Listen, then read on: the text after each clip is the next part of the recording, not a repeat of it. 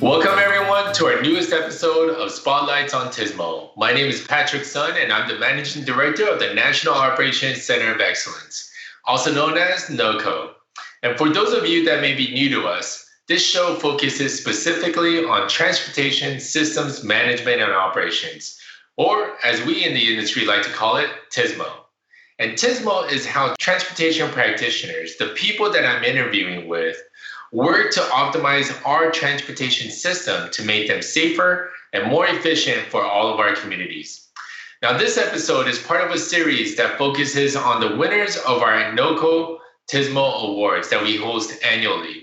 And in particular, the person we have today is one of two of our champions that have been nominated and selected and celebrated by their peers for the work that they've done in our industry. So I'd like to take a moment to introduce our guest, Faisal Saleem. And Faisal has served the Maricopa County DOT for nearly 20 years as the ITS branch manager. And he is also an AASHTO technical lead, which is a regional program down there in Arizona.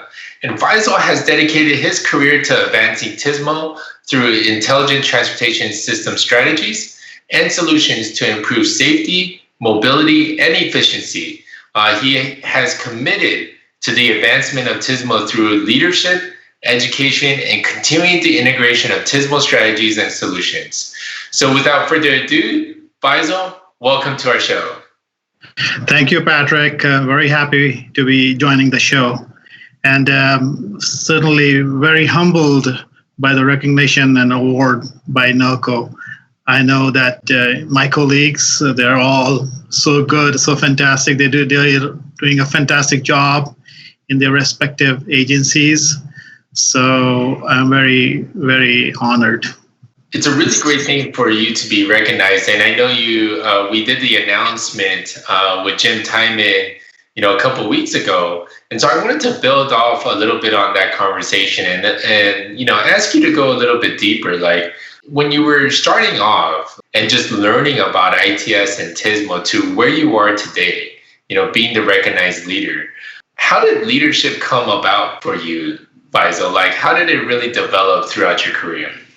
Patrick, I've been very fortunate to have leaders that mentored me, and then I had the opportunity at that time, to follow ITE, which is the Institute of Transportation Engineers, ITS America.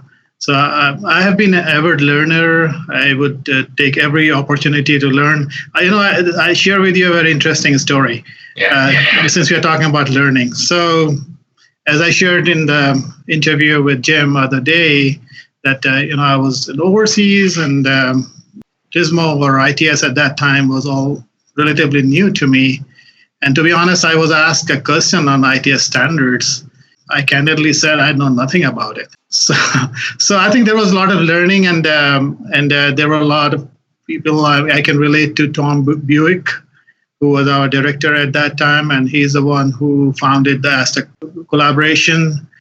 Dale Thompson was a great mentor for me. He was my first boss here, and he encouraged me actually to go to many meetings, many conferences, and I would take any opportunity I can get to learn. So I think mentoring, taking advantage of sites like NOCoE, where there is information available, I think those are the two great tools that I have used. Now, as of now, I still learn. We have a fantastic leader in MCDOT, Jennifer Toth. Yeah. She's very well known, and I think she was also involved in the early days of establishing NOCoE. She has been TSMO lead. So I learned from her. Within MCDOT, we have several opportunities to learn. So I think any opportunity out there, whether this is TSMO or outside or anything that can help in leadership, is always something that I look for and use it for my career development. Really great points that you bring up, especially in just understanding, where our careers can take us. Kind of looking at the industry as a whole, Faisal, what do you want out of the industry right now? Like, what are we as an industry, as a group, missing that you're like, man, I wish everyone would just do this? What is your message to kind of everyone else out there? Well, Patrick, very good question. And this is a really exciting time for transportation. I mean, our industry is in the biggest transformation right now since the automobile was invented. And we built a freeway system in the last century. So this century belongs to automation. This century belongs to connectivity. This century belongs to AI and electrification as well. So that's where I think the industry is heading. Now, how all of these innovations impact us, both from a technology viewpoint, from a policy viewpoint, from a regulation viewpoint. I mean, we are really rewriting the transportation system for the future. And this is the beginning. We are just scratching the surface right now. That this automation that is happening is not only within our DOT circles or our limited industry, but I think it is the number one innovation overall globally. So we have to be very mindful of this, the huge change that it will bring overall. I mean, it will impact workforce, it will impact agencies, organizational structures.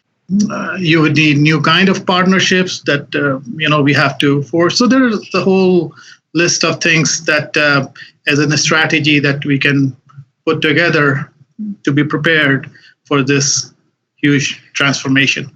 You totally bring up really great points about how the future is going to fundamentally change the way that we execute and the way that we actually do our business. So much so because it's not like it's going to replace a lot of things, and it might, but I think it's going to enhance so much more in transportation. And as you pointed out, we're just scratching the surface. And most of the times, these evolutions that we've had have really propelled our industry to grow as a whole. Mm-hmm. One of the things that you brought up, especially with all these new technologies, is the workforce. And you have done some pretty amazing things with your team there at MCDOT and just everyone that you work with, and certainly the people that I've met. One question that I generally have for champions is, how do you mentor back? Like, you've been mentored, you mentioned that. How do you mentor others? What are you seeing in just even your MCDOT team? For those that don't know, the Maricopa County DOT team that you think is really successful and is kind of this passing the torch, even though you still have plenty of time with us, Faisal. What are you seeing in the next generation? I'm very fortunate that I have a really good team within ITS in Maricopa County, and they are top notch, and I enjoy working with them. So yes, and that is, you're right. I mean, we have to prepare the next generation. As much as we think we have time, but time is going very fast too. So Patrick, we have to see and develop like somebody else developed us or some other organization. So what we are doing, we're doing several things besides the training programs that we have, and we encourage as much as we can for our staff to go to national events, national conferences. We are very active in participation in some national committees, like standardization committees. What I personally do is always have an alternate. April Wire, she is developing into a great leader, and she is a great leader in many respects. I mean, I learn from her too. I mean, sometimes you learn from your mentees too. So I make sure that, in any committee or any forum that I'm participating, I encourage her to join me. So that way, we have a continuity of learning, and these are new things. So it takes time. And other thing is, I think, learning by projects, on the job type of training. So we have some exciting work going on in Maricopa County. When I say we, it's just not MCDOT, but our AASHTO partners, which includes ADOT is our co-lead. We have our MPO, Maricopa Association of Governments. We have cities and towns as our partners, besides public safety agencies. And so I think AASHTO provides that platform of working together and collaborating together and learning from each other. We have created those structures, and I think we're very proud for ADOT and MCDOT and MAG to have created these institutional structures where the learning happens. So once you are involved in these AASHTO, then naturally you learn a lot, because there are some experiences that are shared on a very regular basis, both at the technical level as well as the policy level. The other way of, as I mentioned earlier, is encouraging our next leaders to participate in the projects. And we have created those institutional mechanisms where we encourage wider participation. So we have some exciting projects going on. One is a Loop 101 mobility project, which is an integrated corridor management project. We completed the adaptive signal control technology project on one of our major corridors. And that one actually was led by April herself. So I think my job was really to remove any roadblocks. Like, if I have roadblocks, I go to Jennifer or Nicholas. Here, if my job, I was just taking myself away and let her kind of do that. And I do that with others as well in our team. So I think on the job learning, participation through AASHTO, and very important on national engagement and going to all the knowledge that you have on National Operations Center of Excellence is a gold mine. We should encourage our mentees and maybe include in their processes to go there on a regular basis, and that certainly helps in the learning. You had so much great information in there. There were two things that really caught my ear, and it's related about how your role as a leader is to remove the barriers for the people that are on your team underneath you. That's such an important concept. But then you took it one step further, Faisal. When you recognize that you might be the barrier and you take yourself out to let the people under you grow, and the way you let April just kind of take off with a project, that level of trust, that level of engagement and encouragement, but then alone, like your own ability to recognize that is probably one of the things that all of your colleagues have noticed, and that's why you even got nominated and selected as a champion. But it's this great message that we have for everyone in our industry to really ask yourself, are you the barrier? I think one thing that you have kind of alluded to as we look forward, as we look at the developments in our industry, Faisal, I wanted to ask you, after 20 some odd years, you must have overcome some pretty significant challenges. Is there a particular challenge that just you always remember that's worth sharing for you, that you'd love to share with kind of the people listening in? I think my first challenge, let me go back just by time. So my first challenge was to build a public-private partnership. And that was the first experience. I think that probably AASHTO was one of the first agencies to build a public-private partnership in traveler information. So that was very new. And this is, we are talking 2000. So there is no smartphone, there is no Google Maps. We just have a little bit of data coming from our sensors. And we want to leverage the private sector's capability with websites. We're trying to see, and there is no white fiber networks. We're probably in 1G. So how do you, all the procurement issues that come within the public agencies, so how do you accomplish this partnership, keeping sure that you're meeting your procurement requirements, or even sometimes even trying to convince procurement people, look, because they're used to the traditional low bid type of environment typically for a construction project. So here now we are trying to say, hey, we want to partner with private companies, and there is nothing like low bid here. So I think the procurement was a big hurdle I recall at that time, and just to set up those processes. So we were successful, and as I said, we created some new travel information websites with some exciting travel information for the public. We even leveraged the FM subcarrier at that time, and we were the first one to broadcast on Palm, handheld, whatever that was, a message, which was exciting. But the biggest one was really the kiosks, putting all over the state and helping freight community and others. So in that context, I think the procurement was quite challenging. And I think that then you move on. Now we have learned about ITS. We have learned about some new technologies. We know how to put a camera and how to put some fiber. But I think the mainstreaming became the next challenge within the agency. So again, agencies are still very focused on building and maintaining. How do you introduce operations, ITS, and mainstream that in an agency?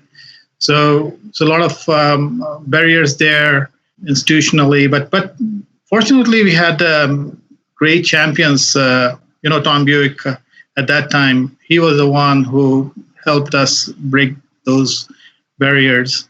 And so we are, our next goal was to mainstream. Then we got into this TSMO organizational stuff, and that's where I remember showing the value.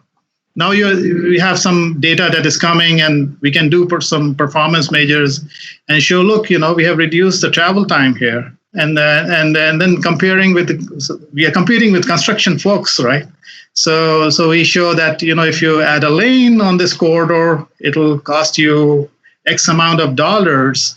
But if you do a TSMO strategy, it'll be a lot lesser, and it will maybe give you several more years before you go and build a lane. So we started focusing on performance measures, and remember, from a technical side, doing all that, so that I can give that information to Nicholas, and he took it all the way to the higher county officials, and that's how we got money for expanding our TMC. So I think measuring what you do is really important, and then now we do it on a very consistent and persistent basis, performance measures, so that using the performance measures as a tool for removing the barriers, because showing the value, I think was very helpful. So that was some of those early challenges. Of course, now I can talk about all the technology challenges with connected vehicles, all the data integration challenges. So I don't want to go there right now, but I just wanted to give you some examples.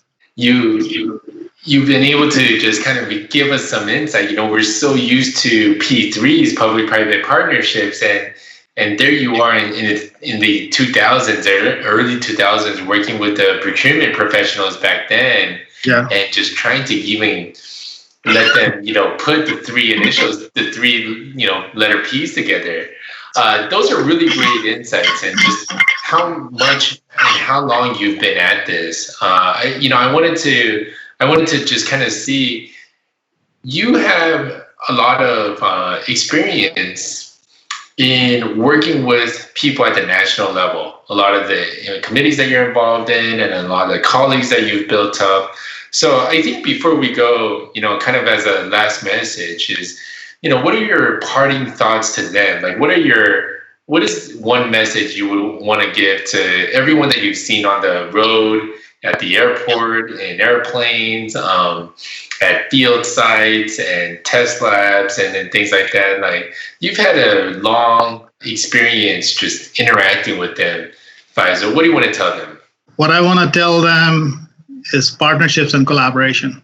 Let me share with you a story here, because I think the stories help explain how difficult these things are. So on a national level, we started with connected vehicles, and we were a smaller group. We were one of the agencies that were early starters. We were focusing on emergency response type of applications.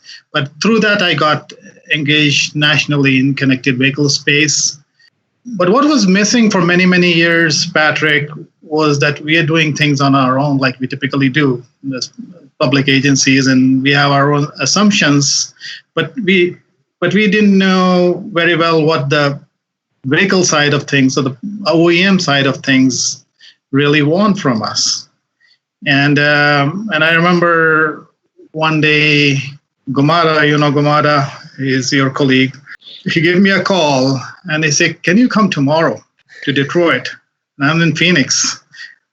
So I said, for me to even get a permission from Jennifer, will take a little time. But I ran into her and Nicholas, and that's the benefit of having a champion within your agency. They let me go and say, okay. So I bought the ticket and was playing. And there were only two of us. So Matt Smith from Michigan DOT at that time, and then there were two from the auto industry side, which was one from GM, and then we had another one from Ford and Nissan. Yeah, three of them. And we struggled for many years, and this maybe like 3-4 hour meeting was really the foundation of collaboration, which you see right now is really critical in this connected vehicle space. And so that was the foundation of this what we call today infrastructure owner operator and original equipment manufacturer forum.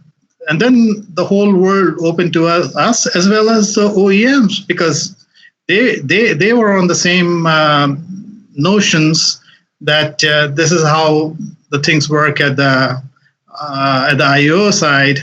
So this has been probably one of a major success at the national level. So the reason I tell you this story is, don't underestimate the value of collaboration and partnership.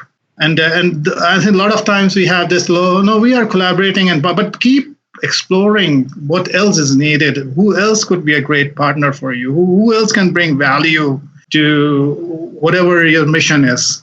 Whether it could be a small project, a big project, there are other stakeholders who are always missing when we do things. So think about the stakeholders, the partners, and the exchange of value, whatever that is. The story was amazing for you to share, Faisal, especially for those that just know about the forum. They don't really know about the genesis of the forum and how quick you said yes, and being able to help colleagues around the country and interact.